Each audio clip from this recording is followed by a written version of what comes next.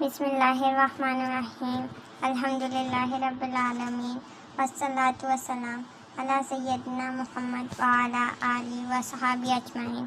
السلام علیکم ورحمۃ اللہ وبرکاتہ۔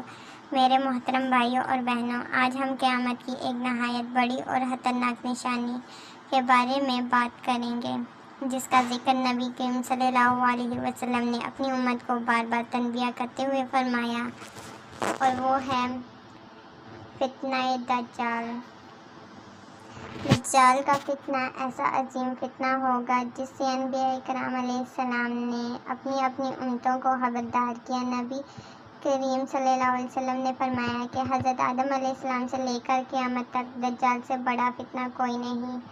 دجال لوگوں کو دھوکہ دینے کی کوشش کرے گا اور اپنے آپ کو رب ہونے کا دعویٰ کرے گا، لیکن ایک مسلمان جانتا ہے کہ اللہ تعالیٰ واحد ہے، اس کا کوئی شریک نہیں اور وہ مخلوق نہیں بلکہ خالق ہے۔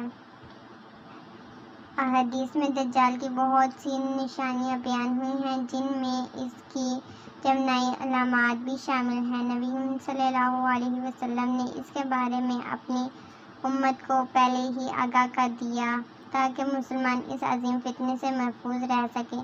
لیکن سوال یہ ہے کہ دجال سے کیسے بچا جائے گا؟ نبی کریم صلی اللہ علیہ وسلم نے ہمیں اس فتنے سے بچنے کے لیے واضح رہنمائی دی ہے۔ سورۃ الکہف کی ابتدائی آیات کی تلاوت اور ان آیات کو یاد کرنا دجال کے فتنے سے حفاظت کا ذریعہ بتایا گیا ہے۔ اس لیے ہمیں صرف دجال کے بارے میں سننا نہیں چاہیے بلکہ اپنے ایمان مضبوط کرنا، قرآن سے تعلق قائم کرنا اور اللہ تعالیٰ سے پناہ مانگنی چاہیے۔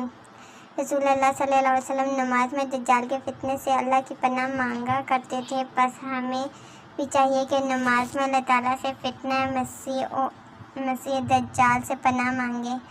اختتام۔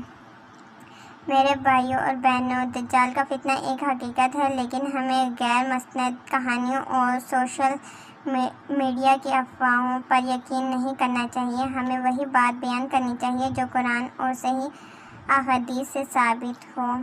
اللہ تعالیٰ ہمیں ہر فتنے سے محفوظ فرمائے، ہمارے ایمان کی حفاظت فرمائے اور ہمیں دجال کے فتنے سمیت تمام فتنوں سے اپنی پناہ میں رکھے۔ آمین یا رب العالمین۔